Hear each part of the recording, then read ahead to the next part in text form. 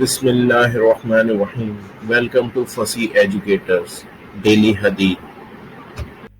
ہم سے ابو الیمان نے بیان کیا، کہا ہم کو شعیب نے خبر دی، انہیں ظاہری نے. دوسری سند امام بخاری رحمۃ اللہ نے کہا ہم سے اسماعیل نے بیان کیا، ان سے ان کے بھائی نے بیان کیا، ان سے سلیمان نے، ان سے محمد بن عقیق نے، ان سے ابن شہاب نے، ان سے ہندہ بنت الحارث الفراسی نے کہ نبی کریم صلی اللہ علیہ وسلم کی زوجہ مطہرہ ام سلمہ رضی اللہ عنہ بیان کیا کہ ایک رات رسول اللہ صلی اللہ علیہ وسلم گھبرائے ہوئے بیدار ہوئے اور فرمایا اللہ کی ذات پاک ہے، اللہ تعالیٰ نے کیا کیا خزانے نازل کیے ہیں اور کتنے فتنے اتارے ہیں، ان حجرے والیوں کو کوئی بیدار کیوں نہ کرے. آپ کی مراد ازواج مطہرات سے تھی تاکہ یہ نماز پڑھیں. بہت سی دنیا میں کپڑے باریک پہننے والیاں آخرت میں ننگی ہوں گی.